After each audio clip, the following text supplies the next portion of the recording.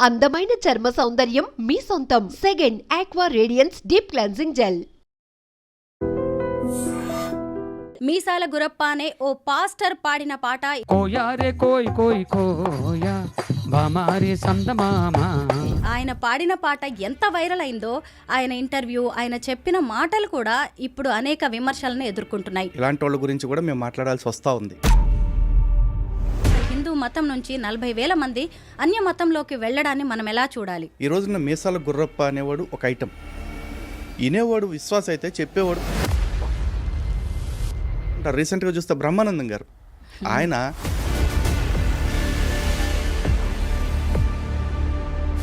మరి హిందూ మతంలో ఉన్న పురాణాల సంగతి ఏంటి, ఇతిహాసాల సంగతి ఏంటి, మన ధర్మాన్ని ఎందుకు జీర్ణించుకోలేక ఇలాగా పక్క మతంలో వాక్యాలను విని వెళ్తున్నారంటారా? బ్రహ్మ ఎంత నీచుడు, ఎంత భయంకరుడో అర్థమైంది. అరే మీ దేవుళ్ళకి మీ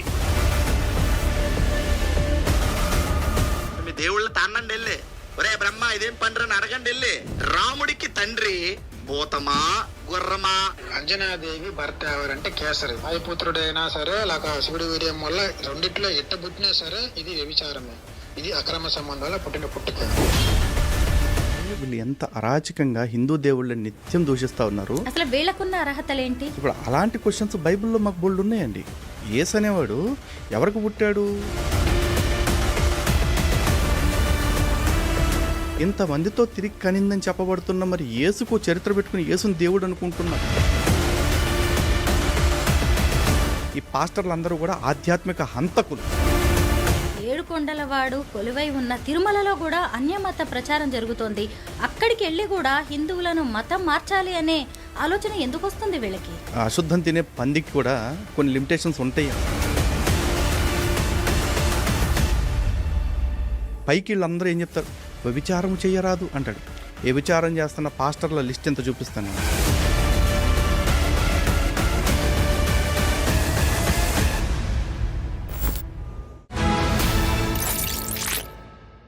అందరికీ నమస్కారం. నేను Swaroopa Potlapalli. Welcome to I Dream. కోయారే కోయారే కోయ్ మామారే చందమామ కోయ్ కోయ్ కోణ్ణి కోయ్ అంటూ మీసాల గురప్ప అనే ఓ పాస్టర్ పాడిన పాట ఇప్పుడు ఫుల్గా వైరల్ అవుతుంది.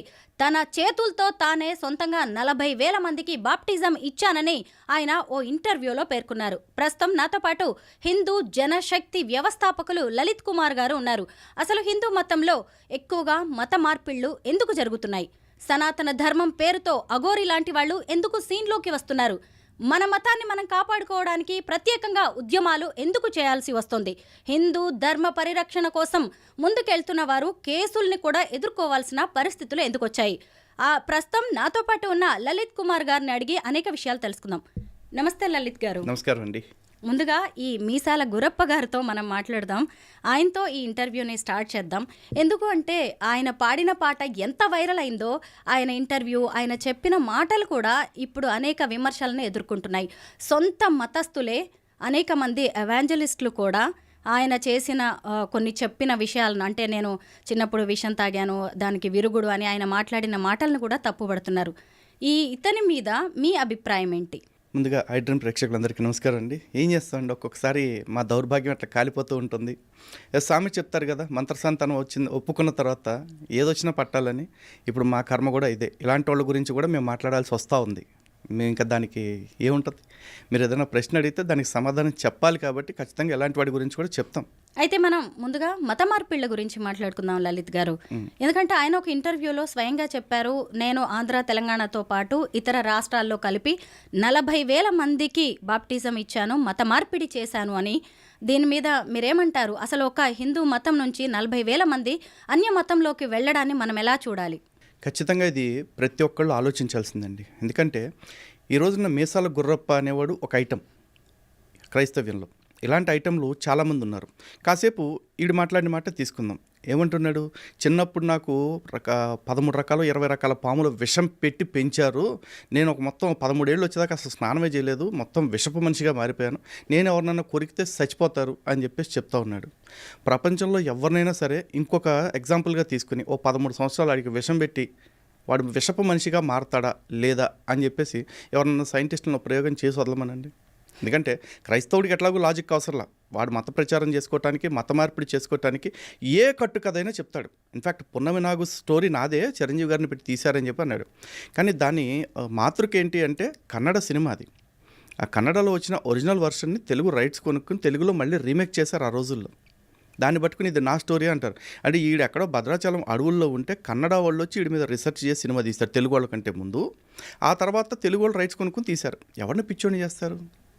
వినేవాడు విశ్వాస అయితే చెప్పేవాడు పాస్టర్ అని చెప్పి ఊరికి అనం మేము. ఇట్లాంటి కథలన్నీ చెప్తా ఉంటే నమ్మేవాళ్ళు వాళ్ళే నమ్మాలి. ఇక ఈరోజు నేను గుర్రప్ప ఏమంటున్నాడు, 13 సంవత్సరాల విషయంతో పెరిగి నేను వాళ్ళని కొరికితే చచ్చిపోతారు అని చెప్పి అంటున్నాడు. ఇంకొంతమంది పాస్టర్లు అయితే దారుణంగా చచ్చిపోయిన వాళ్ళని కళ్ళ ముందే బతికిస్తామని కట్టుకథలు చెప్తున్న వాళ్ళు బోల్డ్ మంది ఉన్నారు.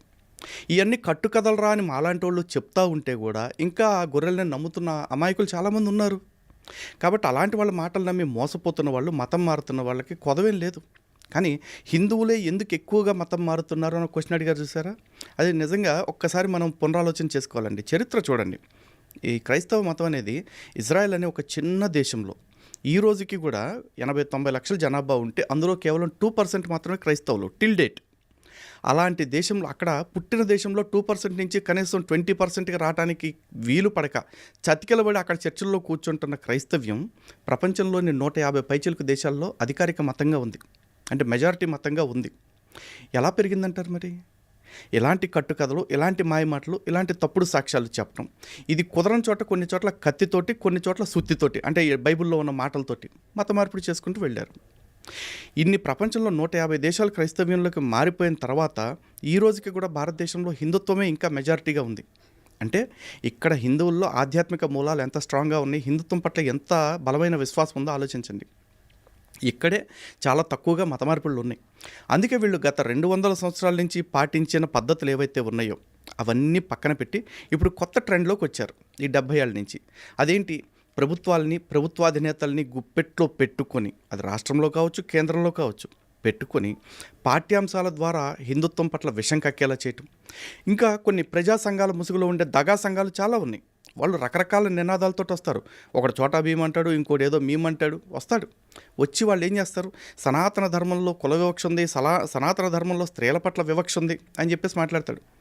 దీనికి కొన్నిసార్లు మన సెలబ్రిటీలు కూడా బలైపోతూ ఉంటారు. రీసెంట్గా చూస్తే బ్రహ్మానందం గారు, ఆయన హిందువుగా ఉండి హిందువుగా జీవిస్తూ ఆయన కూడా ఏమన్నారు, మనుధర్మశాస్త్రం ఆడవాళ్ళని అణిచేసింది, ఆడవాళ్ళకి ఆంక్షలు పెట్టేసింది, వేదంలో ఆడవాళ్ళకి చాలా వ్యతిరేకంగా ఉన్నాయని చెప్పేసి అన్నారు. ఏం వ్యతిరేకంగా ఉన్నాయండి? ఈ దేశంలో ఏ దేవుడి పేరు చెప్పాలన్నా గౌరీశంకర్లు అంటారు, లక్ష్మీనారాయణలు అంటారు, సీతారాములు అంటారు, సిద్ధి బుద్ధి సమేత శ్రీ విఘ్నేశ్వరుడు అంటారు, వల్లి దేవసేన సమేత సుబ్రహ్మణ్యేశ్వర స్వామి అంటారు. కానీ ఎక్కడ మగవాడి పేరు ముందు చెప్పుకోరుగా. అలాగే ఆదిశక్తి అంటే మొట్టమొదటి శక్తి ఎవరు అంటే అమ్మవారని చెప్తారు. ఇదే దేశంలో ఎంతోమంది వేద పండితులు ఉన్నారు, ఆడవాళ్ళు, గార్గి, మైత్రేయి, అరుంధతి, ఇట్లాంటి వాళ్ళందరూ కూడా. ఇంకా సీత, సావిత్రి, అనసూయ ఇట్లాంటి పతివ్రతల గురించి కూడా చెప్తారు కదా. క్రైస్తవ్యంలో ఒక 10 మంది లిస్టు చెప్పమనండి, పతివ్రతలు అంటే ఎవరంటారు? చెప్పగలరా వీళ్ళు? చెప్పలేరు. కానీ అదే మరి ఇస్లాంలోకి వచ్చేప్పటికి డైరెక్ట్గా ఆడవాళ్ళని బుర్ఖా వేసుకోకుండా బయటికే రావద్దంటారు. ఇది వాళ్ళకి వివక్షలాగా అనిపించదు, అణచివేతలాగా అనిపించదు. ఆడవాళ్ళు పెద్ద పెద్ద ఉద్యోగాలు చేయాల్సిన అవసరం లేదు, బయట వ్యాపారాలు చేయడానికి వీల్లేదని మాట్లాడతారు కొన్ని చోట్ల. ఇది వాళ్ళకి కనపడదు వివక్షలాగా. కానీ హిందుత్వంలో స్త్రీకి ఎంత ఉన్నతమైన స్థానం ఇస్తే హిందువుల గురించి ఎందుకు ఇంత తప్పుగా మాట్లాడతారు? అలాగే హిందువులు పాటించే ప్రతి విశ్వాసాన్ని అవమానిస్తారు. ఉదాహరణకి మనం గోవుని తల్లిగా భావిస్తాం. వీళ్ళు వచ్చేసి ఒక జంతువు నీకు తల్లి అట్ట ఇద్దరా అంటారు. సరే, జంతువు నాకు తల్లి అవుతుందా అవదా సెకండరీ, కానీ నేను దాన్ని తల్లి అనుకోవటం వల్ల ప్రపంచానికి వచ్చే నష్టం లేదుగా. ఇన్ఫ్యాక్ట్ కొన్ని మూగజీవాల ప్రాణం నిలబడద్దు తప్ప. కానీ గోవుని కాదు ప్రతి జీవిని కోసుకు తినండి అని చెప్పే మతాలు మాత్రం వీళ్ళకి శాంతి మతాల్లా కనిపిస్తాయి. అలాగే కుల వివక్ష గురించి మాట్లాడతారు. ఇక్కడ కుల వివక్ష లేదు నిజానికి. వర్ణాశ్రమ ధర్మాలు చెప్పారు. బ్రాహ్మణులు ఈ పని, క్షత్రియులు ఈ పని, వైశ్యులు ఈ పని, శూద్రులు ఈ పని చేయాలని చెప్పేసి చెప్పారు. వృత్తి మాత్రమే విభజన అయింది. కానీ దీన్ని చాలా చండాలంగా అసలు ప్రమాదకరమైన దానిలాగా మాట్లాడుతూ ఉంటారు. అదే బైబిల్లో, ఖురాన్లో చూస్తే బానిస స్త్రీలు అనే పదం కనపడుద్ది, బానిస పురుషులు అనే పదం కనపడుతూ ఉంటుంది. ఖురాన్లో అయితే ఒక స్త్రీ నీకు ఎంతగా నచ్చినప్పటికీ ఆమె అల్లాను నమ్మి విశ్వసించినంత వరకు ఆమె కంటే విశ్వాసురాలైన ఒక బానిస స్త్రీ ఎంతో మేలైనది అంటాడు. అసలు ఈ బానిస స్త్రీలు అనే కాన్సెప్ట్ ఎందుకు వచ్చింది? మరి ఎవడన్నా అడుగుతాడా నీ మత గ్రంథంలో బానిస స్త్రీ అని ఎందుకు ఉంది అని? అలాగే క్రైస్తవ్యంలో బానిసలుగా తెచ్చుకున్న స్త్రీలలో పురుష స్పర్శ ఎరిగిన వారిని అందరినీ చంపేసి పురుష స్పర్శ ఎరుగని వారిని అంటే ఫ్రెష్ క్యాండిడేట్స్ అందరినీ మీ కొరకై అట్టి పెట్టుకున్నాను వాళ్ళ దేవుడే స్వయంగా చెప్పాడు. అలాగే కూతుర్ని స్వయంగా బానిసగా అమ్ముకోవచ్చని చెప్పాడు. అలాగే బానిసని యజమాని కొట్టితే వాడు చచ్చిపోతే పెద్ద పాపం కాదు, వాడు ఒకవేళ బతికితే మాత్రం వాడిని బానిసత్వం నుంచి వదిలేయాలంటాడు. ఏమైంది? ఇవన్నీ ఎవరికి ఎందుకు తప్పుగా కనపడవు? అంటే హిందుత్వం మీద ఒక సిస్టమేటిక్ అటాక్ చేస్తూ ఉంటారు. ఇందులో హిందువుల చేతనే హిందుత్వం అంటే తప్పుడుది అని అనిపించేలాగా వీళ్ళ ప్రవోకింగ్. వాళ్ళ దానిలో ఉన్న అబద్ధాలని మనలాంటి వాళ్ళు ఎవరో ఒకళ్ళిద్దరు మాట్లాడతారు. కానీ మన దానిలో లేని అబద్ధాలని ప్రతి క్రైస్తవుడు, ప్రతి ముస్లిము, ప్రతి నాస్తికుడు, ప్రతి అంబేద్కర్వాది ప్రచారం చేస్తూ ఉంటాడు. సో 10 సార్లు ప్రచారం చేస్తే ఒకే అబద్ధాన్ని అది నిజమై కూర్చుంటుందని గోబెల్స్ థియరీ ఒకటి ఉంది. ఆ గోబెల్స్ ప్రచారమే వీళ్ళు చేస్తున్నారు. అటువంటి ప్రచారానికి హిందువులు బలైపోతున్నారు. ఈరోజు చూద్దామండి, చాలామంది ఇదిగో మీ మతంలో కుల వివక్ష ఉంది కాబట్టి చాలామంది క్రైస్తవ్యంలోకి మారిపోతున్నారు అంటున్నారు. క్రైస్తవ్యం కంటే ముందు 1000 సంవత్సరాల క్రితమే ఇస్లాం వచ్చింది. ఆ ఇస్లాం కూడా మాది చాలా ఉన్నతమైన ధర్మం, మాది మానవ ధర్మం, సర్వమానవ సౌభ్రాతృత్వం అని చెప్తారు. మరి ఈ వివక్షను ఎదుర్కొంటున్న వాళ్ళంతా ఇస్లాంలోకి అప్పుడు ఎందుకు మారలా? నిజంగా హిందుత్వం మీద వాళ్ళకి ద్వేషం ఉంటే. ఏ వర్గానికి కూడా హిందుత్వం మీద, సనాతన ధర్మం మీద ద్వేషం లేదండి. ఆ ద్వేషాన్ని వీళ్ళు ఇప్పుడు పుట్టిస్తున్నారు, వీళ్ళు పెంచి పోషిస్తున్నారు. వీళ్ళకి కొంతమంది అమాయక హిందువులు బలైపోతున్నారు. ఈ రోజున అమెరికా అతిపెద్ద వలస దేశం. అమెరికాలో నేటివ్స్ ఎవరు లేరు. ఇప్పుడు రకరకాల దేశాల నుంచి వచ్చి స్థిరపడ్డ వాళ్ళందరూ కలిపి ఒక దేశంగా ఏర్పడ్డారు. అలాంటి దేశాలు ప్రపంచంలో చాలా ఉన్నాయి. వాళ్ళ దగ్గరికి వెళ్ళి అడిగితే అమెరికా ఫస్ట్ అని చెప్పేసి చెప్తారు వాళ్ళు. అలాగే మీ దేశానికి ఇంత చరిత్ర ఉందని తెలుసా అంటే, మాకు తెలుసు, వీఆర్ ప్రౌడ్ ఆఫ్ ఇట్ అని చెప్పేసి చెప్తారు. కానీ మన ధర్మంలో, మన దేశంలో కొంతమంది హిందువుల దగ్గరికి వచ్చి, అరే బాబు భారతదేశం ఎంత గొప్పదో తెలుసా, అసలు సనాతన ధర్మానికి ఎంత గొప్ప చరిత్ర ఉందో తెలుసా అంటే, ఏం గొప్ప చరిత్ర అండి, మాదంతా అప్పట్లో మా వాళ్ళు కుల వివక్ష చూపించి ఆ కులాన్ని తొక్కేశారు, ఈ కులాన్ని తొక్కేశారు అంటాడు. నిజానికి వీడికి అక్కడ ఏం జరిగింది ఎవరికీ తెలియదు. ఈరోజు సతీ సహగమనం గురించి మాట్లాడతారు పెద్దవాళ్ళు అందరూ చాలా తోపుల్లాగా. సతీ సహగమనం ఎక్కడ జరిగింది? ఒక 10 ఇన్సిడెంట్స్ రికార్డెడ్గా చూపించమని చెప్పండి. ఎక్కడా చూపించరు. పోనీ హిందూ గ్రంథాల్లో ఎక్కడైనా లిఖితపూర్వకంగా ఉందా? వేదాల్లో కానీ, ఉపనిషత్తుల్లో కానీ, ఇతిహాసాల్లో కానీ, పురాణాల్లో కానీ ఎక్కడా లేదు. కానీ హిందూ ధర్మం అంటే స్త్రీలను చంపేస్తారు, బలవంతంగా భర్త చనిపోతే భర్తతో పాటు తోసేస్తారంటారు. ఎక్కడ తోశారు? భర్తతో పాటే కనుక చనిపోయిన వాళ్ళని అందరినీ తోసేయాలి అంటే పాండవుల్ని కుంతి ఎలా పెంచారు? రీసెంట్గా శంకరాచార్యులు వారి తండ్రి చనిపోయారు. మరి ఆర్యాంబ శంకరాచార్యులు వారిని ఏ విధంగా పెంచారు? విధవరాలకు బతికే అధికారం లేదంటారు కదా వీళ్ళు. తప్పుడు ప్రచారాలండి. లలిత్ కుమార్ గారు, ఈ మీసాల గురప్ప గారు చెప్పిన మాటల్లో ఇంత వేల మందిని మీరు ఎలా మత మార్పిడి చేశారు అన్నప్పుడు, నా వాక్యం ద్వారా, నా సువార్త ద్వారా అది వినే ఎంతోమంది మా మతంలోకి వచ్చారు అని చెప్పారు. మరి హిందూ మతంలో ఉన్న పురాణాల సంగతి ఏంటి, ఇతిహాసాల సంగతి ఏంటి, మన ధర్మాన్ని ఎందుకు జీర్ణించుకోలేక ఇలాగా పక్క మతంలో వాక్యాలను విని వెళ్తున్నారంటారా? వాక్యాలను వింటే నేను మారిపోతానండి, మంచి మాటలు చూపిస్తే. కానీ ఒక్కటే కండిషన్, అదే మీసాల గుర్రపని ఇక్కడ కూర్చోబెట్టండి. మన ఐ డ్రీమ్స్ వేదిక కూర్చోబెట్టి ఆపోజిట్లో నన్ను కూర్చోబెట్టండి. నేను ఆయనతో ఏ రకమైన వాదన పెట్టుకుని ఏం గొడవ పెట్టుకోను. హిందూ గ్రంథాల్లో లేని మంచి మాట మళ్ళీ రాసి పెట్టుకోండి. హిందూ గ్రంథాల్లో లేని మంచి మాట బైబిల్లో నుంచి ఒకటి చూపించమనండి. నేను అంతే, ఇంకేం అడగను. హిందూ గ్రంథంలో, బైబిల్లో లేని మాటలు హిందూ గ్రంథాల్లో ఉన్న మంచి మాటలు ఇన్ని చూపిస్తా ఆయన ముందే. ఇప్పుడు చెప్పండి, ఎవరైనా మతం ఎందుకు మారుతున్నారు అంటే, ఒకటి సనాతన గ్రంథాల పట్ల సరైన అవగాహన లేకపోవటం, 2 వాళ్ళ మత గ్రంథం గురించి వాళ్ళు కట్టు కథలు చెప్పటం వల్ల మతం మారిపోతూ ఉన్నారు. ఈరోజు మనకి ఇతిహాసాలు ఉన్నాయండి. ఇతిహాసం అంటే ఏంటి? It's a history. ఇది ఇలాగే జరిగింది అని చెప్పటం. ఇతిహాసం అంటే దాని అర్థమే ఇది ఇలాగే జరిగింది అని. ఆ జరిగిన సంఘటనల్ని మనం చరిత్రగా చూడట్లా, మనం కథల్లాగా చూస్తున్నాం. పురాణం అనేది మైథాలజీ. పురాణం అంటే ఇది యథాతథంగా జరిగింది అని కాదు. అలా జరుగుంటే పురాణానికి కూడా ఇతిహాసం అనే పేరు పెట్టేవాళ్ళు. కానీ పురాణం యొక్క లక్ష్యం ఏంటి అంటే, పురాణం ద్వారా వేదంలో చెప్పబడ్డ విలువలు ఏవైతే ఉన్నాయో వాటిల్ని కథారూపంలో చెప్పారు. శంకరాచార్యులు వారు చెప్పారు, కథారూపేణ మహతాం పురుషార్థ ప్రవర్తకం అని చెప్పేసి. వేదం చెప్పిన చతుర్విధ పురుషార్థాలను సాధించాలి అనే లక్ష్యాల్ని కథల రూపంలో అర్థమయ్యేలాగా చెప్పాలనుకున్నారు. కానీ ఈ పురాణంలో చెప్పిన కథల్ని మనం నిజమని నమ్ముతున్నాం. అంటే ఆ పౌరాణిక కథల్లో నిజంగా బ్రహ్మదేవుడు సరస్వతితో కాపురం చేయటం, లేకపోతే శివుడు పార్వతీదేవితో 100 దివ్య సంవత్సరాలు రమించటం, లేకపోతే తులసిని విష్ణుమూర్తి అత్యాచారం చేశాడంటాం. ఇలా జరగని కథల్ని, అంటే దాని వెనకాల ఉన్న తత్వాన్ని అర్థం చేసుకోకుండా ఆ కథ రూపంలో చెప్పిన తత్వాన్ని మనం నిజమని నమ్ముతున్నాం. ఏది నిజమని నమ్మాలో రాముడిని కృష్ణుడిని అది నమ్మం.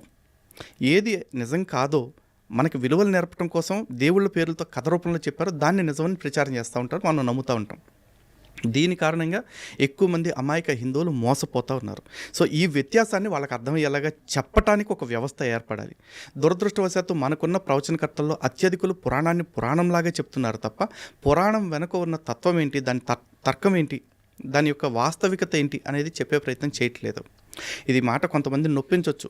పెద్దలకి నీకంటే ఎక్కువ, వాళ్ళకంటే నీకు ఎక్కువ తెలుసా అని నన్ను అడగవచ్చు. వాళ్ళకంటే ఎక్కువ నాకు తెలుసన్న అహంభావం నాకేం లేదు. కానీ వాళ్ళు తెలిసిన వాళ్ళు వాళ్ళకి తెలిసిందే చెప్తున్నారు తప్ప దాని వెనకున్న అసలు విషయం చెప్పట్లేదు. అది నా బాధ. లలిత్ గారు, మనం హిందూ ధర్మం గురించి మాట్లాడుకోవాల్సిన విషయాలు ఇంకా చాలా ఉన్నాయి. దానికంటే ముందు నేను మీ గురించి కొన్ని ఇంట్రెస్టింగ్ విషయాలు తెలుసుకోవాలనుకుంటున్నాను. మీరు ఒక హిందువు, ఆ తర్వాత క్రిస్టియానిటీలోకి వెళ్ళారు, కొన్నాళ్ళు అక్కడ ఉన్నారు, ఎవాంజలిస్ట్గా కూడా మత బోధకుడుగా మీరు పనిచేశారు. ఆ తర్వాత మళ్ళీ ఘర్ వాపసి. మీ జీవితంలోనే ఇంత జరిగింది మతానికి సంబంధించి. ఎందుకు మీరు ఇలాంటి స్టెప్స్ తీసుకోవాల్సి వచ్చింది? మీ జీవితంలో ఇన్ని మత మలుపులు ఎందుకున్నాయి? బహుశా సనాతన ధర్మాన్ని పాటిస్తున్నాను కాబట్టి ఇది ఇలా జరిగింది అనుకుంటున్నాను అండి. బుద్ధి కర్మానుసారిని. మన జీవితంలో మనం చేయాల్సిన కర్మలు ఏ విధంగా ఉంటాయో మన బుద్ధి మమ్మల్ని ఆ విధంగా నడిపిస్తుందని నేను నమ్ముతున్నాను. నేను ఆ రోజున తెలిసి వెళ్ళానో తెలియక వెళ్ళానో మొత్తానికి ఆ మార్గంలోకి వెళ్ళటం జరిగింది. ఆ దుర్మార్గపు జీవితాన్ని అనుభవించడం జరిగింది. కానీ అనుభవించాను కాబట్టే ఈరోజు బయటకు వచ్చిన తర్వాత దానిలో ఉన్న లోటుపాట్లన్నీ కనిపెట్టి ఇంతగా చెప్పగలుగుతున్నాను ఈ రోజున. నిజంగా ఆ మార్గంలోకి నేను వెళ్లకుండా ఉంటే ఈరోజు బహుశా నేను ఇంత అథెంటికేటెడ్గా, ఇంత అథారిటేటివ్గా నేను మాట్లాడగలిగేవాడిని కాదేమో. కాబట్టి జరిగిన దేని పట్ల నాకు రిగ్రెట్స్ ఏమీ లేవు. హిందూ జనశక్తి అనే సంస్థను ఎందుకు మీరు స్థాపించాల్సి వచ్చింది? దాని లక్ష్యం ఏంటి? ఏం చేస్తుంటారు ఈ సంస్థ ద్వారా? తప్పకుండా అండి. దాన్ని చెప్పాలి అంటే దానికంటే ముందు కొన్ని వీడియోస్ ఒకసారి మీకు చూపించాలండి. నేను చూస్తాను. బ్రహ్మ ఎంత నీచుడు, ఎంత భయంకరుడో అర్థమైంది. అరే మీ దేవుళ్ళకి మీకు సిగ్గు, లజ్జ, మానం, మర్యాద, నీతి, న్యాయం ఏముండదా? ముందు మీ దేవుళ్ళు తన్నండి వెళ్ళి, ఒరే బ్రహ్మ ఇదేం పండ్రు అని అడగండి వెళ్ళి. మీ అందరూ బాగా తెలుసు, శివరాత్రి శివుడు అమ్మాయిలు ఎత్తుకెళ్ళిపోయి రాత్రంతా హానీమూన్ చేస్తున్న రోజని. శివుడు అమ్మాయిలు ఎత్తుకెళ్ళిపోయి రాత్రంతా హానీమూన్ చేస్తున్న రోజని. ఆ జాగ్రత్త చూడండి, శివరాత్రి అంటే శివుడు అమ్మాయిలను ఎత్తుకెళ్ళిపోయి హనీమూన్ చేసుకున్న రోజంట. ఈ బతుకులు. దశరథుడికి పుడితే వంశస్థుడు అవుతాడు రాముడు, లక్ష్మణుడు, ఇంకా మిగిలిన ఇద్దరు తమ్ముళ్ళు. వాళ్ళు అసలు ఈ వంశానికి పుట్టినోలే కాదు. భూతం వచ్చి పాయసం ఇస్తే పుట్టారు కాబట్టి వాళ్ళది సూర్యవంశం కానే కాదు. దొంగ మాటలు ఆడుతున్నారు వీళ్ళది. సూర్యవంశం కానే కాదు, భూత వంశం వాళ్ళది. కాబట్టి భూతాలకు పుట్టిన వీళ్ళు. మొదట ఏం చేసిందా మరి కౌశల్య గారు గుర్రం దగ్గరికి వెళ్ళింది. ఇప్పుడు ఈ నలుగురికి గుర్రము తండ్రా, భూతము తండ్రా? ఆలోచించండి ఒకసారి, ఎంత బాగుందో. వాళ్ళ గ్రంథాలే చెప్పే. ఇప్పుడు చెప్పండి, రాముడికి తండ్రి భూతమా గుర్రమా? అసలు దశరథుడికి కొడుకుగా పుట్టే లేదు. దశరథుడి వంశస్థుడే కాదు రాముడు. ఎందుకంటారు? రాముడిదే సూర్యవంశం కానే కాదు. ఎందుకంటే భూత వంశం, భూతమే తీసుకొచ్చి ఏమిచ్చిందంటే పాయసం ఇచ్చింది. ఇప్పుడు రాముడిది ఏ వంశం అవ్వాలి? అయితే భూత వంశం అవ్వాలి, లేదా గుర్రం వంశం అవ్వాలి. ఇప్పుడు చెప్పండి, రాముడి తండ్రి గుర్రమా భూతమా? ఇప్పుడు తేల్చుకోండి. మీ దేవీ దేవతలు వీళ్ళందరినీ చూసుకుంటే ఎవడు పుట్టుక మంచిది ఉంది? చిచి గుర్రం. అంజనాదేవి భర్త ఎవరంటే కేసరి. వాయుపుత్రుడైనా సరే లేక శివుడి వీర్యం వల్ల రెండిట్లో ఎట్ట పుట్టినా సరే ఇది వ్యభిచారమే. ఇది అక్రమ సంబంధం వల్ల పుట్టిన పుట్టిక.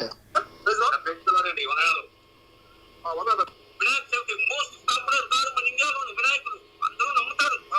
హిందువులందరూ వినాయకుడు స్టోరీగా తీసుకెళ్తే బాత్రూమ్ ప్రాబ్లం వల్ల ఆయన పుట్టాడు. పరలోకంలో బాత్రూమ్ ప్రాబ్లం అంటే వీళ్ళు ఎంత అరాచకంగా హిందూ దేవుళ్ళని నిత్యం దూషిస్తూ ఉన్నారు. అసలు వీళ్ళకున్న అర్హతలేంటి? హిందూ దేవుళ్ళని, హిందూ ధర్మాన్ని. ఇందాక వాడు అంటున్నాడు కదా, రాముడు దశరథుడికి పుట్టలేదని. ఇప్పుడు అలాంటి క్వశ్చన్స్ బైబిల్లో మాకు బోల్డ్ ఉన్నాయండి. యేసు అనేవాడు ఎవరికి పుట్టాడు? యోసేపు అనే అతని కొడుకుగా ఎంచబడతాడు అని చెప్పారు. నిజానికి యోసేపుకి మేరీకి శారీరక సంబంధం రాకముందే పుట్టాడు అంటారు. ఆ పుట్టింది ఎవరి సంబంధం వల్ల అంటే పరిశుద్ధాత్మ వలన కలిగిన గర్భం అంటారు. మరి ఇప్పుడు యేసుకి తండ్రి ఎవరు? యోసేపా పరిశుద్ధాత్మ? యోసేమో నా తండ్రి యెహోవా అని చెప్పుకున్నాడు. మరి యెహోవానా? ముగ్గురు తండ్రులు.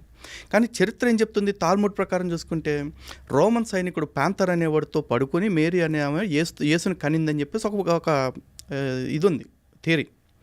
అలాగే అగస్టస్ అనే ఒక రాజు ఉన్నాడు. ఆ రాజుతో పడుకుని యేసుని కనింది అని చెప్పేసి ఇంకొక కథ ఉంది. ఆన్లైన్లో దొరుకుతున్నాయి ఇవన్నీ కూడా. ఆక్టేవియస్ అంటారు అతన్ని. ఆ తర్వాత క్వింటోలస్ అని చెప్పేసి ఇంకొక అతనితో గడిపి యేసుని కనిందని చెప్పేసి ఇంకొక కథనం ఉంది. ఇంతమందితో తిరిగి కనిందని చెప్పబడుతున్న మరి యేసుకు చరిత్ర పెట్టుకుని యేసుని దేవుడు అనుకుంటున్న వీళ్ళు రాముడి గురించి, రాముడి యొక్క పుట్టుక గురించి మాట్లాడతారు. శివుడి గురించి, శివరాత్రి పండుగ గురించి మాట్లాడతారు వీళ్ళు. వినాయకుడిని దూషిస్తారు, ఆంజనేయ స్వామిని అవమానిస్తారు, ఇంతమందిని అవమానిస్తుంటారు. మరి మేము స్పందించొద్దా? వీళ్ళని క్వశ్చన్ చేయడానికి, వీళ్ళకి రిటార్ట్ ఇవ్వటానికి అప్పట్లో హిందూ సమాజం నుంచి ఎవరు లేరు. కారణం ఏంటంటే హిందువులకి బైబిల్ తెలియకపోవటం వల్ల.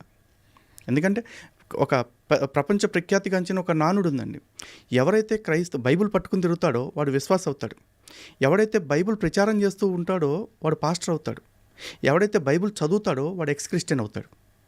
ఎందుకంటే ఆ బైబిల్ కరెక్ట్గా చదివితే దానిలోంచి ఎవడైనా బయటకు వస్తాడు. మేము వచ్చినట్టే అంతే. బైబిల్ నిండా అంత దారుణమైన పదాలు ఉన్నాయి. ఉదాహరణకి యెహెజ్కేలు గ్రంథంలో యెహోవాకి 2 భార్యలు అని చెప్తారు, ఓహోలా, ఓహోలిబా అని చెప్పేసి. అవి 2 పట్టణాల పేర్లని తర్వాత వీళ్ళు ఏదో స్టోరీ చెప్తారు దానిలో. ఆ 2 నగరాలు కూడా విపరీతం, అంటే యెహోవా భార్యలు ఇద్దరు కూడా విపరీతమైన వ్యభిచారం చేస్తూ ఉంటారు. దాన్ని యెహోవానే చెప్తాడు. వీరు తన యవ్వన కాలమందు విటుకాండ్ర చేత తమ చన్నులు నలిపించుకొనలేదా? వీడు గాడిద వంటి పురుషాంగములు, గుర్రం వంటి స్కలనములు గల విటుకాండ్రతో సుఖించట్లేదా అని చెప్పేసి అంటాడు. అవి పదాలు బైబిల్లో ఎందుకున్నాయండి? గాడిద పురుషాంగాలు, లేకపోతే గుర్రం వంటి స్కలనాలు, చన్నులు ఏంటిది బైబిల్ అనుకుంటున్నారు? ఏమనుకుంటున్నారు మీరు? మత గ్రంథంగా ప్రచారం చేస్తున్న పుస్తకంలో ఇన్ని పెట్టుకుని మీరు హిందూ గ్రంథాల కాడికి వచ్చేప్పటికీ హిందూ గ్రంథాలని బూత్ గ్రంథాలని, హిందూ దేవుల కథల్ని బూత్ కథలని విషప్రచారం చేస్తున్నారు. అది చాలామంది హిందువులు నమ్ముతున్నారు. వీటితో పాటు హిందువులకి ఇక్కడ అతిపెద్ద ప్రాబ్లం ఏంటంటే చాలామందికి భారతదేశంలో కొంత అవగాహన రాహిత్యము, ఇంకొంత పేదరికం కారణంగా గ్రామాల్లో ఏంటంటే ఏదైనా ఆరోగ్య సమస్య వచ్చినప్పుడు వాళ్ళకి హాస్పిటల్స్కి వెళ్ళటం ఇదంతా ఇప్పుడున్నట్లు అప్పట్లో పూర్వకాలం లేదు. సో ఆ రోజుల్లో వీళ్ళు ఏం చేసేవాళ్ళు అంటే మేము ప్రార్థన చేస్తామని చెప్పేసి ప్రార్థన చేసి ప్రేయర్ ఆయిల్లో ఏదో ఒక టాబ్లెట్లు కలిపేసి ఇవ్వటం ఏదో చేసేవాళ్ళు. దాంతో వాళ్ళకి ఏదో కాస్త జ్వరం ఉపశమించడం లేదా తలనొప్పి తగ్గటం జరిగితే అబ్బో నిజంగా యేసు ఉన్నాడు కాబట్టి మాకు తగ్గింది అంటూ ప్రచారం చేస్తారు. ఈ రోజు కూడా చూడండి, కల్వరి చర్చ్ అని ఇక్కడ హైదరాబాద్లోనే ఉంది. అక్కడ కొబ్బరి నూనె అమ్ముతారు, ప్రేయర్ ఆయిల్ అని చెప్పేసి. అలాగే కల్వరి టెంపుల్ అని బెల్లంపల్లిలో ఇంకోటి ఉంది, అక్కడ కర్చీఫ్లు అమ్ముతారు, ప్రేయర్ కర్చీఫ్స్. వరంగల్లో ఒక చర్చ్ ఉంది, అక్కడ బలూన్స్ ఇస్తారు, ప్రార్థన చేసిన బలూన్స్ అని చెప్పేసి. మామూలు బెలూన్స్లేండి ఇస్తారు. మరి ఇవన్నీ ఇస్తూ ఉన్నారు. ఇవన్నీ ఇస్తున్నప్పుడు వాళ్ళు ఏమనుకుంటారు, ఓకే 1,00,000 మందిలో 1000 మంది నమ్మినట్టు వాళ్ళకి. ఇలాంటి మాయమాటలు చెప్తూ కల్వరి సతీష్ నెలకి 3,500 మందిని మతం మారుస్తున్నాడంట. దాదాపు సంవత్సరానికి ఇప్పటివరకు 30 లక్షల మందిని ఎంతమందిని మార్చానని చెప్తున్నాడు ఓపెన్గా. మరి ఇలాంటి వాళ్ళందరినీ ఎవరు అబ్జెక్షన్ చేస్తారు? సో వీళ్ళు చేస్తున్న మోసాలు ఇవి, వీళ్ళ గ్రంథాల్లో ఉన్న వాస్తవాలు ఇవి అని చెప్పేసి నాలాంటి వాళ్ళు వచ్చి ఎక్స్పోజ్ చేయటం మొదలుపెట్టారండి. మేము ఎక్స్పోజ్ చేయటం మొదలుపెట్టిన తర్వాత ఇప్పుడు వీళ్ళ ఆగడాలకి కొంత అడ్డుకట్ట పడింది. ఇదివరకు అంత ఉధృతంగా వీళ్ళు మత మార్పిడి చేయలేకపోతున్నారు. అండ్ మోర్ ఓవర్ మేము వచ్చిన తర్వాత ఇప్పటికీ అనేక మంది తిరిగి సనాతన ధర్మంలోకి వచ్చేస్తున్నారు. క్రైస్తవ్యంలోకి మారిన వాళ్ళు కూడా వీళ్ళు చేస్తున్న మోసాలు, వీళ్ళు చెప్తున్న అబద్ధాలు అన్నీ తెలుసుకుని. ఈ రోజున వ్యవస్థలు కూడా ఎంత నిద్రాణంగా ఉన్నాయంటే భారతదేశంలో drugs and magical remedies act, drugs and cosmetics act అని 2 యాక్ట్స్ ఉన్నాయి, చట్టాలు. అందులో మిస్లీడింగ్ అడ్వర్టైజ్మెంట్స్ లేకపోతే మిస్లీడింగ్ స్టేట్మెంట్స్ ఇచ్చేవాళ్ళు ఎవరైతే ఉన్నారో వాళ్ళ మీద చట్టపరంగా కేసులు పెట్టాలి. కానీ బాహాటంగా స్వస్థత సభల పేరుతోటి మేము రోగాలు తగ్గిస్తాం, రొస్టులు తగ్గిస్తాం అంట. నిన్న మొన్న ఒకడు ఉన్నాడు, అమతేజ అని ఒక ఫ్రాడు, వాడు అరటిపండు ఇస్తాను, అరటిపండు తింటే పిల్లలు పుడతారు మీకు అని చెప్పేసి అంటున్నాడు. ప్రార్థన చేసేస్తే రోగాలు తగ్గించేస్తాను, ఎయిడ్స్, క్యాన్సర్, యాంథ్రాక్స్లు ఏంటేంటో తగ్గించేస్తానంటాడు. మరి ఇన్ని మాట్లాడుతున్న వాళ్ళు అయితే ఓ పని చేయండి, మీరు అన్ని హాస్పిటల్స్ మూసేసి, గవర్నమెంట్నే డిమాండ్ చేస్తున్నా, అన్ని హాస్పిటల్స్ మూసిపారేసి చర్చి పాస్టర్లని ఊరికో 10 మందిని పెట్టేసేయండి. ఎవరైనా సరే వీళ్ళ దగ్గరికి వచ్చి ప్రార్థన చేయించుకోవాలి. రోగం ఒక్కడికి తగ్గకపోయినా ఈయన కాల్చి పాడేస్తామని చెప్పేసి పెట్టండి, రూలు పెట్టరు. వీళ్ళు ఏమంటారు, పాస్టర్లు కూడా అందరికీ తగ్గుద్దని గ్యారంటీ ఇవ్వలేమండి, విశ్వాసం ఉండాలి అని చెప్పేసి అంటాడు. విశ్వాసం ఉంటే నువ్వు చెప్పేది ఏంటి? ఆల్రెడీ విశ్వాసంలోకి వచ్చి క్రైస్తవ్యంలో ఉన్న ఎంతోమంది విధవరాళ్ళని నేను చూపిస్తా. మరి వాళ్ళందరూ భర్తలు ఎందుకు పోగొట్టుకున్నారు? ఎంతోమంది బిడ్డలు పోగొట్టుకున్న క్రైస్తవులు నేను చూపిస్తా, వాళ్ళందరూ బిడ్డలు ఎందుకు పోగొట్టుకున్నారు? అంటే క్రైస్తవ్యం అనేది వీళ్ళు చెప్పేది ఏంటంటే 1 టైం సెటిల్మెంట్. ఎవడైతే మతం మారకుండా ఉంటాడో, హిందూగా ఉంటాడో అలాంటి వాడికి ఒకసారి రోగం తగ్గిస్తారు. వాడు ఆ మతంలోకి మారే ముందు వాడికి రోగం తగ్గిందంటారు. కారణం ఏంటంటే తగ్గిన వాళ్ళకి మాత్రమే వీళ్ళు సాక్షులుగా చూపిస్తారు. తగ్గని వాళ్ళు ఎంతమంది ఉంటారు వాళ్ళ గురించి చెప్పరు. కొండకు వెంట్రుకేస్తారు, వస్తే కొండ, పోతే వెంట్రుక. ప్రతి హిందూ దగ్గరికి వెళ్తారు, అమ్మా మా దేవుడిని నమ్ముతారా, ప్రార్థన చేస్తే తగ్గాక అంటారు. సరే అంటాడు, వాడికి అవసరం ఆ నిమిషానికి కాబట్టి. వీడికి ఏం కావాలి, తగ్గింది అనుకోండి, వాడు మతం మారుతాడు. తగ్గలేదు అనుకోండి, సర్లే అమ్మ మీరు ఇంకా విశ్వాసం బలపడాలి అని చెప్పి వచ్చేస్తాడు. గాలికి పోయే పిండి కృష్ణార్పణ ఒక సామెత ఉంది చూసారా, సేమ్ అంతే. వీళ్ళకి ఏదో ప్రార్థన చేస్తాడు, చీకట్లో బాణం వేస్తాడు, తగిలితే తగిలింది, లేకపోతే పోయింది, నష్టమైతే లేదుగా వాడికి. సో ఈ విధంగా ఎక్కువ మందిని మత మార్పిడి చేస్తున్నారు. మత మార్పిడి అనే కంటే కూడా ఆధ్యాత్మిక హత్యలు చేస్తున్నారు వీళ్ళు. ఈ పాస్టర్లు అందరూ కూడా ఆధ్యాత్మిక హంతకులు. లలిత్ కుమార్ గారు, మీరు ఎవాంజలిస్ట్గా ఎంతోమందికి సాక్ష్యం చెప్పారు, సువార్త చెప్పారు. ఇలా మీరు ఇది కరెక్ట్ కాదు, నేను చేయాల్సిన పని ఇది కాదు అని చెప్పి మీకు మీరు సెల్ఫ్ రివ్యూ చేసుకునే సంఘటన ఏదైనా ఉందా? ఎందుకు మళ్ళీ మీరు వెనక్కి రావాలి అనుకున్నారు? యాక్చువల్లీ నేను క్రిస్టియానిటీకి వెళుతున్న విషయం నాకే తెలియదండి. యవ్వన చాపల్యం అంటారు కదా, ఇంచుమించు అట్లాంటిది. ఎందుకంటే 9 ఏళ్ళు ఎలా ఉండగలిగారు ఆ మతంలో? బాగుంది, సౌకర్యంగా ఉంది, అన్నీ అందుతున్నాయి. అంటే ఎలా అంటే సౌకర్యం అంటే? సౌకర్యంగా అంటే ఇప్పుడు బహుశా ఇప్పుడు చెప్తే నా మీద ఒపీనియన్స్ మారిపోతాయి. క్రిస్టియానిటీలో అందరు పాస్టర్లు ఏ విధంగా ఎంజాయ్ చేస్తున్నారు, నేను అట్లాగే ఎంజాయ్ చేశాను. ఎలా ఎంజాయ్ చేస్తారు పాస్టర్స్? అయ్యి వాళ్ళకి తెలుసులేండి. ఇప్పుడు మళ్ళీ చెప్తే నీకు ఏమైనా సాక్ష్యాలు ఉన్నాయి అంటారు, మళ్ళీ మనోభావాలు దెబ్బతింటే అంటారు కదా. చెప్తున్నా కదా, ఎంజాయ్మెంట్ ఏంటి చెప్తున్నా. నా మీద ఒపీనియన్ నేను పోగొట్టుకోలేను కాబట్టి చెప్పలేను ఇప్పుడు అవన్నీ కూడా. బట్ సీరియస్లీ ఒకటి చెప్తానండి, నేనైతే ఖచ్చితంగా దాని నుంచి బయటకు రావడానికి కారణం ఏంటంటే, నేను ఏ విధంగా క్రైస్తవుడిగా మారాను అంటానికి నాకు స్టోరీ రాసుకున్నాను. అది నిజంగా నా జీవితంలో జరగల, కానీ తప్పుడు సాక్ష్యం చెప్పుకుంటూ చాలాసార్లు నేను మతం ఈ కారణంగా మారాను అది ఇదని చెప్తూ తిరిగా. ఇన్ఫ్యాక్ట్ ఇంకొక విషయం ఏంటంటే, నాతో పాటు ఎవరైతే కూడా వచ్చేవాళ్ళు ఉన్నారో వాళ్ళందరూ కూడా సాక్ష్యాలు చెప్పేవాళ్ళు. అందరం కూడా మేము సరదాగా కూర్చొని నవ్వుకునేవాళ్ళం. ఎరా నీ జీవితంలో ఇట్లా జరిగిందా అంటే, ఊరిక బాబాయ్ ఏదో చెప్తాం వేదికెక్కినప్పుడు అట్లా అనేవాళ్ళు. చాలామంది క్రైస్తవులు చెప్పే సాక్ష్యాలన్నీ కూడా సొల్లే, వాళ్ళ జీవితంలో జరగవు. ఇంకోటి ఏంటంటే, వీళ్ళందరిలో కొంతమంది ఎవరైతే నిజంగా జరిగిపోయింది అద్భుతాలు అనుకుంటారో వాళ్ళందరికీ కూడా కొన్ని మానసిక సమస్యలు ఉంటాయండి. గాడ్ కాంప్లెక్స్ కావచ్చు, స్కిజోఫ్రీనియా కావచ్చు, ఇట్లాంటివన్నీ కూడా. ఆ మానసిక సమస్యల కారణంగా వాళ్ళకి ఎట్లా ఉంటుంది అంటే, ఏదో మాకు నిజంగా అద్భుతం జరిగింది అని చెప్పేసి అనుకుంటూ ఉంటారు. నిజానికి అదొక రుగ్మత. మిగతా వాళ్ళందరూ కూడా రుగ్మత కాదు, అబద్ధపు సాక్ష్యాలు ఇస్తూ ఉంటారు. ఆ సాక్ష్యంలో హిందువులను మతం మార్చాలంటే 2 పాయింట్స్. ఒకటి, ఈ దేవుడి మీద అపరిమితమైన విశ్వాసం కల్పించాలి, ఇతన్ని నమ్ముకుంటే రోగాలు తగ్గిపోతాయి, ఐశ్వర్యం వచ్చేస్తుంది అన్నీ అని చెప్పేసి. అలాగే హిందూ దేవుళ్ళు నమ్ముకున్న తర్వాతే మాకు కష్టాలు వచ్చినాయి అని చెప్పి నిరూపించేలాగా హిందూ దేవుళ్ళకి అగెనిస్ట్గా కొన్ని మాటలు చెప్పాలి. కానీ బుర్ర పెట్టి ఆలోచిస్తే ప్రతి భారతీయుడికి అర్థమవ్వాల్సింది ఏంటంటే, కొన్ని లక్షల సంవత్సరాలుగా, కొన్ని తరాలుగా భారతదేశంలో అదే దేవుళ్ళు నమ్ముతున్నారు కదా, మరి వాళ్ళందరూ అద్భుతంగా ఉన్నారు కదా. భారతదేశం ప్రపంచానికి పూజగదిగా నిలిచింది కదా, అన్నపూర్ణగా ఉంది కదా, రత్నగర్భగా ఉంది కదా. మరి ఈ దేశం ఇంత దేదీప్యమానంగా ఎలా ఉంది? అంతా కలిపితే యేసు అనేవాడు వచ్చింది 2000 సంవత్సరాల క్రితమే. ఒకవేళ వచ్చాడు అనుకుంటే, నా దృష్టిలో అయితే యేసు అనేవాడు పుట్టల. అసలు చరిత్రలో యేసు అనేది పెద్ద అబద్ధం. కానీ యేసు అనేవాడు పుట్టాడు అనుకుంటే కనుక 2000 సంవత్సరాల క్రితం. మరి 2000 సంవత్సరాల క్రితం ప్రపంచానికి ఏ కష్టం లేదే, బ్రహ్మాండంగా ఉంది కదండి. ఇన్ఫ్యాక్ట్ 2000 సంవత్సరాల క్రితమే భారతదేశంలో అద్భుతమైన చరిత్ర ఉంది, అద్భుతమైన వారసత్వ సంపద ఉంది, ఎన్నో కళాఖండాలు ఉన్నాయి ఈ దేశంలో రామాయణ భారతాలు ఉన్నాయి, భారత భాగవతాలు ఉన్నాయి. మరి వీటన్నిటిలో యేసు అనే పాత్ర ఎక్కడా లేదు కదా. అయినా కూడా అద్భుతంగా విలువలు నేర్చుకున్నాం.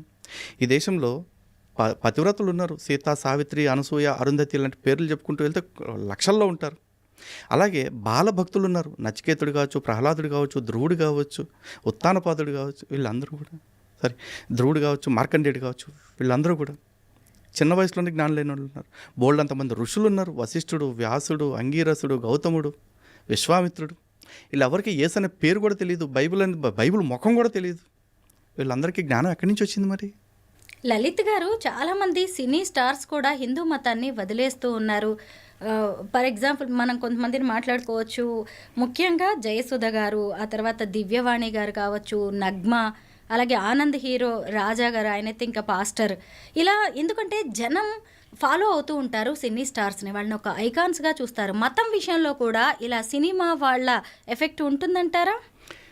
నేను ఉంటుందని అయితే నేను అనుకోవట్లేదండి. ఉంటుందన్న ఆశతోటి వాళ్ళు తీసుకొస్తూ ఉంటారు. నిజంగా వీళ్ళందరూ కూడా ఇప్పుడు మీరు చెప్పిన పేర్లు ఎవరైతే ఉన్నారో వాళ్ళందరూ అన్నం తింటుంటే, రోజులో ఒక్క పూటైనా అన్నం తింటుంటే, అంటే విసర్జించిన అశుద్ధాన్ని కాకుండా అన్నమే తింటున్నామని నమ్మితే, బైబిల్ ప్రచారకుల వీడియోలు నేను చూపిస్తాను. అసలు సినిమా చూడటం అనేది సాతాను క్రియ, సినిమాలు చూడటానికి వీల్లేదు అని చెప్పి అంటారు. మరి ఆ సిగ్గు లేకుండా అట్లాంటి మాటలు చెప్తున్న పాస్టర్ని అడుగుతున్నా, ఒరే నువ్వు ఇన్ని సోదికథలు చెప్పావు కదా, మరి ఈ సినిమా నటుల దగ్గరికి వెళ్ళి ఏ రోజైనా సినిమాల్లో చూడటం తప్పు కదమ్మా, సినిమాల్లో యాక్ట్ చేయడం దానికంటే పెద్ద తప్పు, మీరు యాక్ట్ చేస్తేనే కదా చూసేవాళ్ళు చూస్తారు, కాబట్టి ఫస్ట్ మీరు నటన మానేయండి అని వాళ్ళకి చెప్తారా? చెప్పరు. సిగ్గు లేకుండా అసలు నిజంగా మేము అన్నం తింటున్నాం అనే జ్ఞానమే లేకుండా అలాంటి వాళ్ళని తీసుకొచ్చి మళ్ళీ సాక్ష్యాలు చెప్పిస్తూ ఉంటారు.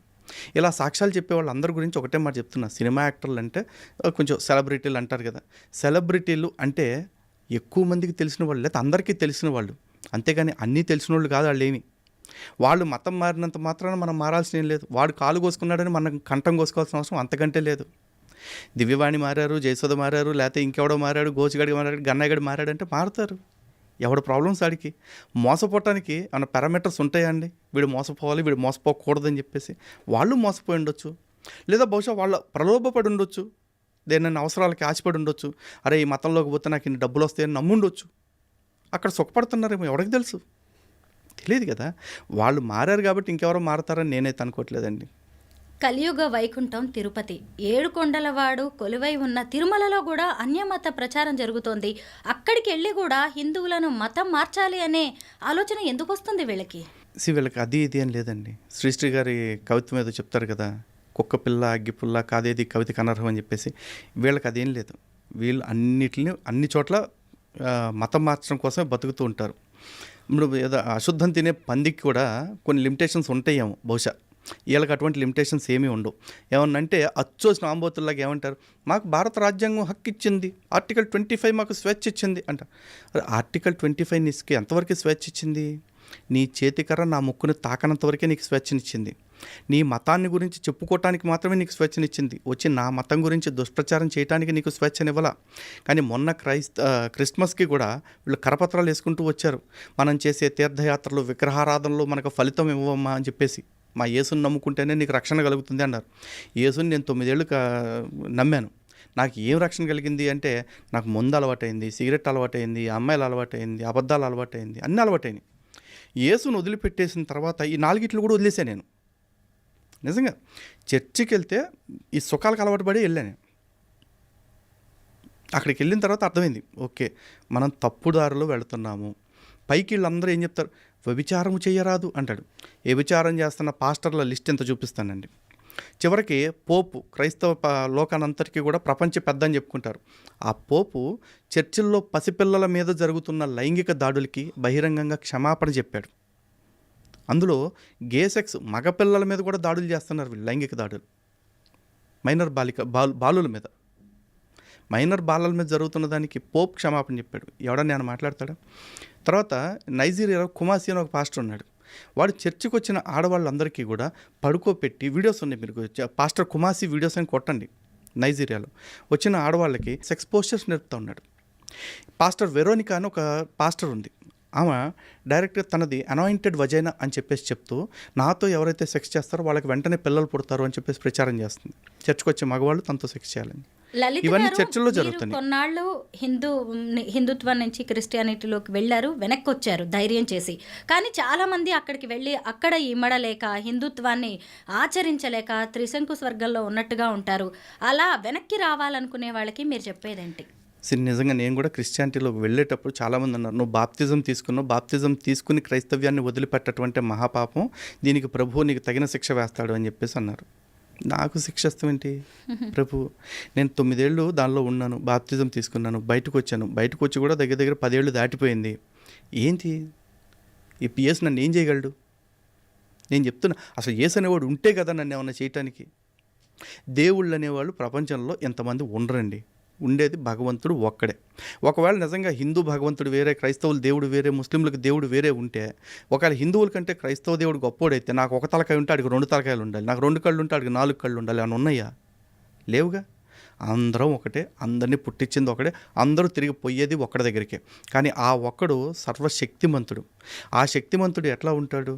ఐశ్వర్యస్య సమగ్రస్య వీరస్య యశశ్రీయస్య వైరాగ్యస్య అని 6 లక్షణాలు, షడైశ్వర్యాలు భగవంతుడికి చెప్తారు. ఈ షడైశ్వర్యాల్లో అన్నీ ఉంటాయి భగవంతుడికి. నియామకాధికారం నుంచి యశస్సు, కీర్తి అన్నీ ఉంటాయి. అన్నిటికంటే మించి వైరాగ్యం ఉంటుంది. కారణం ఏంటి? భగవంతుడికి వైరాగ్యం ఎందుకు ఉంటుందంటే, అంతా నాదే అయినప్పుడు నాకు దేని మీద ఆశ ఉంటుంది? నా ఇంట్లో 100 కోట్లు ఉన్నాయండి, నాకు నా ఇంట్లో వస్తువు నేనే దొంగతనం చేసే అంత అవసరం నాకు ఉంటుందా? పోనీ నా ఇంట్లో వస్తువు, ఇది నా వస్తువే కదా, తీసి నా గదిలో పెట్టుకుంటే బాగుండు, అట్లా నాకేమైనా కోరిక ఉంటుందా? మొత్తం నాదే కదా, ఇల్లే నాదే అయినప్పుడు నాకు నచ్చిన వస్తువు నా గదిలో ఉండాలని కోరిక నాకేమైనా ఉంటుందా? ఏమీ ఉండదుగా. అందుకే హిందూ దేవుళ్ళు ఎక్కడా కూడా ఇదిగో నన్ను నమ్మకపోతే నిన్ను చంపేస్తా, నన్ను నమ్మకపోతే నిన్ను నరకంలో వేస్తా అంటూ బెదిరించరు. అదే మీరు ఖురాన్ బైబిల్ చూడండి, నన్ను నమ్మని వాళ్ళు ఎవరన్నా ఉంటే వాళ్ళని తీసుకొచ్చి మంటల్లో వేసేయండి, రాళ్లతో కొట్టి చంపేయండి అని చెప్పేసి దేవుడు స్వయంగా చెప్తాడు. ఓ పెద్ద నువ్వు తోపు పీకుడు గడివి కదా, మరి నువ్వే చంపొచ్చుగా, మమ్మల్ని మేము కొట్టు చచ్చిపోమని చెప్పటం ఎందుకు? నిన్ను పూజించట్లేదని కదా నీ ప్రాబ్లము. నీకు ప్రాబ్లం ఉన్నప్పుడు నువ్వు చేయాలి, అది చంపటం బతక నరకటం లాంటి. అంటే ఆ దేవుళ్ళు ఎవరు కూడా వైరాగ్యంతో లేరు. దేవుడిగా చెప్పబడే వాళ్ళకి విరాగతత్వం లేదు, ఆశతోటి కొట్టుకులాడుతూ ఉన్నారు. వాళ్ళు భక్తులను కూడా ఏ విధంగా ఆశ పెడతారు అంటే, ఇగో నువ్వు మంచి పనులు చేసేసి స్వర్గానికి వచ్చావనుకో, అక్కడ నీకు మంది కన్యల్ని 72 మంది కన్యల్ని ఇస్తాను, లేకపోతే మద్యం పారేసి అలయర్లు ఇస్తాను అని చెప్పేసి అంటాడు. అంటే ఏంటి, ఇక్కడ తాగొద్దు, అమ్మాయిలతో తిరగొద్దు, ఎందుకు తిరగొద్దు అంటే అక్కడికి వచ్చాక నీకు అమ్మాయిలను ఇస్తాను, ముందిస్తాను కాబట్టి. ఇది ఎక్కడ పరలోకం, ఇది ఎక్కడ స్వర్గం, నాకు అర్థం కావట్లేదండి. మనుషుల్ని మంచిగా బతకండి, మంచి చెయ్యండి, డూ గుడ్ బీ గుడ్, ఇలా చెప్పాలి కదా. సనాతన ధర్మం మొత్తం ఎప్పుడు కూడా సర్వే జనా సుఖినోభవంతో అంది, కానీ హిందూ జనా సుఖినోభవంతో ఎక్కడన్నా విన్నారా మీరు? ఉండదు. కానీ వీళ్ళు అలా కాదు, మా మతంలో ఉన్నవాడికే పరలోకానికి ప్రవేశం అంటారు. ఆ గుర్రప్పని తీసుకొస్తారో లేకపోతే ఇంకో ఎర్రప్పని తీసుకొస్తారో, తీసుకొచ్చి ఒరే నేను జీవితకాలం మంచి పనులే చేస్తా, నీ బైబిల్లో చెప్పిన ప్రతి మంచి పని చేస్తా, యేసుని నమ్మటం తప్ప నేను స్వర్గానికి వెళ్తానా వెళ్ళనా అని అడగండి. యేసుని నమ్మటం తప్ప బైబిల్లో చెప్పిన ప్రతి మంచి పని చేస్తారు, 100 ఏళ్ళు చేస్తారు. చచ్చేటప్పుడు యేసుని మాత్రం నమ్మను, తీసుకెళ్ళడా అడగండి, అప్పుడు తేలిపోద్ది దేవుడో కాదు. సికింద్రాబాద్ ముత్యాలమ్మ గుడి మీద దాడి తర్వాత అఘోరీ సీన్లోకి వచ్చింది. సనాతన ధర్మం, హిందూ ధర్మ పరిరక్షణ అంటూ దిగంబరంగా ఆమె చేసిన హల్చల్ ఏంటో చూసాం. అప్పుడు కూడా కొంత హిందూ మతం మీద, హిందూ ధర్మం మీద కొంత ట్రోలింగ్ అనేది జరిగింది. మీరేమంటారు ఈ అఘోరీ లాంటి వాళ్ళ మీద? మీ అభిప్రాయం ఏంటి? నాకేం పెద్ద అభిప్రాయం ఏం లేదండి. ఇప్పుడు ఏదో మార్కెట్లో చాలామంది వస్తుంటారు, పోతూ ఉంటారు.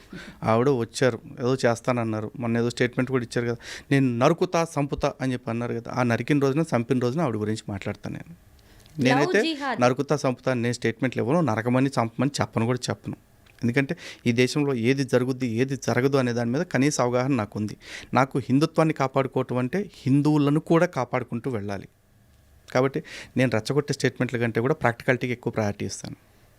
లవ్ జిహాద్ అనేది ఈ మధ్యకాలంలో ఎక్కువగా వినిపిస్తోంది. మతం పేరుతో, ముఖ్యంగా ప్రేమ పేరుతో ఈ మత మార్పిళ్ళు అనేవి ఎక్కువైపోయాయి. నేను ఈ మధ్య నాకు తెలిసిన సర్కిల్లో ఇంటర్ రిలీజియన్ మ్యారేజెస్ చేసుకున్న వాళ్ళలో హిందూ మతంలోకి వచ్చిన వాళ్ళకంటే ఇతర మతాల్లోకి వెళ్ళిపోయిన ఈ ప్రేమ జంటలే నాకు ఎక్కువగా కనిపించాయి. ఎందుకు ఇలా జరుగుతోందంటారు? మీరు అన్నారు కదండి లవ్ జిహాద్ ఈ మధ్య ఎక్కువగా వినిపిస్తున్నమాట అని. కాదండి, ఎక్కువగా జరుగుతున్న సంఘటనలు అవి. ఎక్కువ వినిపించడం మాత్రమే కాదు, జరుగుతున్నవే వినిపిస్తున్నాం. కాకపోతే చాలామంది ఏమంటారంటే లవ్ జిహాద్ టాపిక్ వచ్చినప్పుడు ప్రేమకు మతం ఏంటండి అని చెప్పేసి అంటారు. మేము కూడా అదే అంటున్నాం, ప్రేమకు మతం లేదు, కానీ పెళ్ళికి మతం కావాల్సి వస్తుంది వాళ్ళకి. కారణం ఏంటంటే ఖురాన్లోనే చాప్టర్ 2 వర్స్ 226లో చాలా క్లియర్గా చెప్తున్నారు, ఒక అవిశ్వాసురాలైన స్త్రీ నీకు ఎంతగా నచ్చినప్పటికీ ఆమె విశ్వసించి అల్లా మార్గంలోకి రానంత వరకు ఆమె కంటే విశ్వాసురాలైన ఒక బానిస స్త్రీ ఎంతో మేలైనది అని చెప్పేసి చెప్తాడు. అంటే నీకు ఎంత నచ్చినా సరే అమ్మాయి అల్లాని నమ్మనంత వరకు నీకు అమ్మాయి తగిన అమ్మాయి కాదు, నువ్వు చేసుకోవటానికి వీలు లేదు, స్పష్టంగా చెప్తుంది, వాళ్ళ మత గ్రంథం చెప్తుంది. వాళ్ళు అదే పని చేస్తున్నారు. అమ్మాయిల్ని ప్రేమించేటప్పుడు మనం అంతా ఒకటే, నువ్వు నేను సమానం, బొంగు బోషాను అన్నీ చెప్తారు. అయిపోయిన తర్వాత ఏముంటుందంటే పెళ్లి చేసుకోవాలంటే మాకు ఈ క్లాజ్ ఉంది అంటారు. కొంతమంది ఏం చేస్తారు అతి తెలివిగా, పెళ్లి చేసుకునేటప్పుడు కూడా హిందూ పద్ధతి, ఇస్లాం పద్ధతిలో చేసుకుంటారు. పెళ్ళై పిల్లలు పుట్టికి ఇది ఇటు పోవటానికి దారి లేకుండా అయిపోయింది అనుకుని, అన్ని దారులు క్లోజ్ అయిపోయినాయి అనుకున్న తర్వాత నువ్వు మతం మారుతావా, నిన్ను వదిలేయమంటావా, తలాకిచ్చేనా అని చెప్పేసి అంటాడు. చచ్చినట్టు మతం మారాల్సింది. అక్కడతో ఆపుతారా అంటే వాళ్ళతో ఆగట్లా, వాళ్ళ బంధువులు వాళ్ళని కూడా ఈ అమ్మాయిని చిత్రహింసలు పెట్టి వాళ్ళని కూడా మత మార్పిడి చేసే ప్రయత్నాలు చేస్తూ ఉంటారు. ఇక రొటీన్ కోర్సు జరిగిపోతూ ఉంది. కానీ మన చుట్టుపక్కల కళ్ళు మూసుకుని పాలు తాగుతున్న పిల్లలు ఎంతోమంది ఉన్నారు, వాళ్ళని మనం మేధావులు అంటాం. ఆ మేధావులు ఏం చేస్తూ ఉంటారంటే ఇలా ప్రేమకు మతాన్ని అంటగడతాం తప్పు, ఎంతోమంది హిందువుల ఆడపిల్లల్ని, ఎంతోమంది ముస్లిం ఆడపిల్లల్ని హిందువులు పెళ్లి చేసుకోవట్లేదా అంటారు. చేసుకుంటే ఏమవుతుంది, ఆ చీకటి బుర్కాల్లో నుంచి చక్కగా చీరకట్టులోకి వస్తున్నారు. ఆ బుర్కా బందీ మాట నుంచి బయటకు వచ్చి బొట్టు కాటుకతో కళకళలాడుతున్నారు. అది ఇక్కడ మ్యాండేటరీ కాదు మతం మార్చడం అనేది. ఇక్కడ హిందువుగా మారితేనే పెళ్లి చేసుకో అని చెప్పేసి ఏ మత గ్రంథంలో అయినా ఉంటుందా? ఎక్కడా కనపడదు. కానీ అక్కడికి వెళ్ళాలి అంటే హిందూ ఆడపిల్ల కంపల్సరీ మతం మారాలి. మరి ఏం చేస్తాం? దీనికి మేము లవ్ జిహాద్ అని పేరు పెట్టుకున్నాం. ఇది ఒకవేళ కొంతమంది మేధావులకి పేరు ఇబ్బంది అయితే లవ్ జిహాద్ అని కాకపోతే ఇంకో పేరు మీరే సజెస్ట్ చేయండి. కానీ ప్రేమ పేరుతోటి మత మార్పిడి జరుగుతుందా లేదా అది దాన్ని ఒప్పుకోవటానికి సిద్ధపడండి ఫస్ట్. అంతేగాని ఎదవ హిపోక్రసీ, ఎదవ సెలెక్టివ్ సింపతిలు మా దగ్గర చూపించొద్దు. ఎందుకంటే మీరు కళ్ళు మూసుకుని పాలు తాగుతున్నారు, మేము కళ్ళు తెరిచి ప్రపంచాన్ని చూస్తున్నాం, వాస్తవాలను చూస్తున్నాం. మనం చిన్నప్పటి నుంచి కూడా పరమత సహనం పాటించాలి, మత స్వేచ్ఛ అదొక హక్కు అని కూడా చదువుకున్నాం. అలాగే సర్వమత సమ్మేళనం, సర్వ విశ్వాసాలు, ఆచారాల సమ్మేళనమే భారతదేశం, హిందుత్వం అని కూడా చదువుకున్నాం. అంటే సహజంగా ఒక హిందువు ఉంటే మసీదుకు వెళ్తారు, అలాగే చర్చికి వెళ్తారు, వాళ్ళ మాటలు వింటారు. కానీ అన్య మతస్థులు ఎవరు కూడా పెద్దగా మన గుడికి రావడానికి ఇష్టపడరు, మన ప్రసాదాలు తినడానికి ఇష్టపడరు, మన దేవుళ్ళకి దండం పెట్టడానికి కూడా ఇష్టపడరు. అంటే హిందూ అనే వ్యక్తి ఇంత లిబరల్గా ఉండడం వల్లే ఇలా హిందుత్వం మీద దాడి జరుగుతుంది అంటారా? ప్రాబ్లం ఏంటంటేనండి, చెప్పే విధానంలో తేడా రావటం వల్ల కమ్యూనికేషన్ ఎక్కడో మిస్ అయింది. ఇప్పుడు మాతృవత్ పరధారేషు అంటారు, అంటే ప్రతి స్త్రీని తల్లిగా భావించు అని చెప్పేసి చెప్తారు. అదేమన్నా పెద్ద దోషమా? లేదు కదా. సరే, తల్లిని ఎట్లా గౌరవిస్తున్నామో మిగతా తల్లులను కూడా అట్లా, మిగతా వాళ్ళని కూడా అదే తల్లి భావంతో గౌరవించన్నారు. కానీ స్త్రీనే కదా అని చెప్పేసి నా పెళ్ళాన్ని ఎట్లా చూస్తున్నానో మిగతా వాళ్ళ పెళ్ళాలను కూడా నా పెళ్ళాలాగా చూస్తానంటే దరిద్రంగా ఉందా? అంటే మత స్వేచ్ఛ లేకపోతే మతాల యొక్క సమానత్వం ఎంతవరకు పాటించాలో అంతవరకు పాటించాలండి. ఇప్పుడు పక్క మతాల వాడు మన గౌరవిస్తున్నాడు అనుకోండి, ఒక ముస్లిం నా గుడిని ఎంత గౌరవిస్తాడో నేను అతని మసీద్ని అంత గౌరవిస్తా. ఒక ముస్లిం నా దేవుడిని ఎంత గౌరవిస్తున్నాడో నేను వాళ్ళ దేవుడిని అంతే గౌరవిస్తా. ఒక ముస్లిం నా ఆచారాన్ని ఎంత గౌరవిస్తున్నాడో నేను అతని ఆచారాన్ని అంతే గౌరవిస్తా.